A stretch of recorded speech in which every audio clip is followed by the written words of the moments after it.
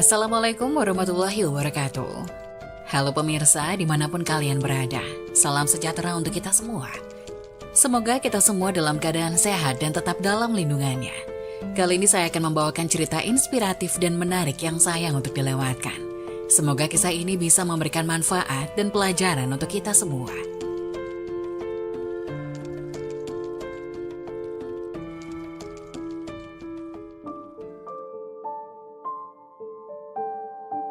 Mengejutkan, jenazah ini diantar oleh 70.000 malaikat.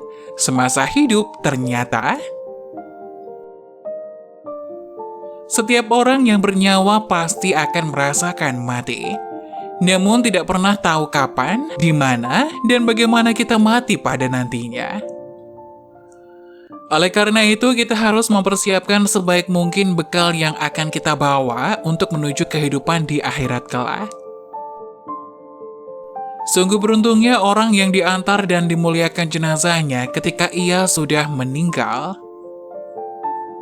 Bahkan, manusia yang paling mulia pun ikut mengurusi segala hal dalam pengurusan jenazah itu.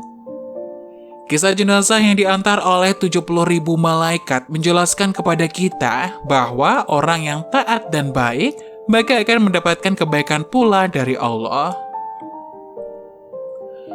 Kisah ini bermula ketika ada salah seorang yang meninggal pada zaman Rasulullah. Orang itu bernama Sa'ad. Ketika Sa'ad meninggal, Rasulullah selalu sibuk mengurus jenazahnya.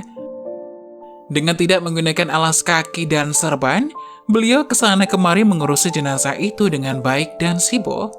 Bahkan Rasul rela turun langsung ke liang lahat itu untuk mengatur tempat agar baik untuk digunakan jenazah. Padahal, Rasulullah jarang melakukan hal ini pada jenazah lain. Melihat perilaku Rasul, para sahabat pun terheran-heran. Mengapa Rasulullah mengurusi jenazah itu dengan baik, tidak biasa? Kemudian ada seorang sahabat yang bertanya, mengapa Rasulullah begitu semangat mengurus jenazah saat? Rasulullah pun menjawab bahwa sesungguhnya beliau melihat malaikat Jibril dan yang lainnya juga melakukan apa yang beliau lakukan. Bahkan terdapat 70.000 malaikat yang ada di pemakaman itu. Tiba-tiba datanglah ibu Sa'ad yang melihat Rasulullah berada di liang lahat untuk mengurus jenazah anaknya. Kemudian ia menjerit bahagia dan mengatakan bahwa sungguh beruntung anaknya. Pasti anaknya akan masuk surga. Kemudian Rasulullah pun mengingatkan kepada sang ibu agar tidak mendahului kehendak Allah. Meskipun dalam pemakamannya diikuti 70.000 malaikat, dan Rasulullah juga ikut dalam pengurusan jenazahnya. Tetapi ia masih mendapatkan kesempitan di dalam kubur. Hal ini terjadi karena ketika masih hidup, saat memiliki perangai yang buruk di dalam keluarganya. Berdasarkan hal ini, kita tahu bahwa tidak ada yang bisa menjamin seseorang akan masuk ke dalam surga apapun itu. Termasuk jenazah yang diantar Jibril, kecuali Nabi Muhammad. Selain itu, seseorang yang memiliki amalan sebanyak apapun, jika ia tidak baik terhadap keluarganya, maka hal itu sia-sia.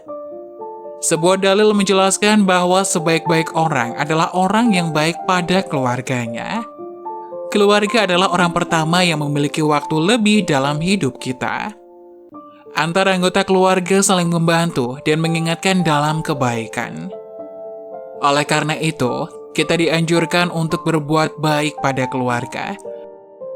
Sebagai seorang muslim, kita dianjurkan untuk berbuat baik kepada orang tua, suami atau istri, anak, saudara, dan anggota keluarga lainnya. Percuma jika ia berbuat baik pada orang lain, tapi mengabaikan keluarganya. Karena setiap anggota keluarga memiliki hak dan kewajiban atas masing-masingnya. Orang yang didatangi banyak malaikat di pemakamannya saja tidak menjadi jaminan untuk masuk surga. Bahkan masih juga mendapatkan siksa karena perbuatan buruknya pada keluarga. Hal ini mengajarkan pada kita bahwa tak ada yang bisa mendahului ketetapan Allah. Apapun yang kita lakukan di dunia akan dimintai pertanggungjawaban di akhirat.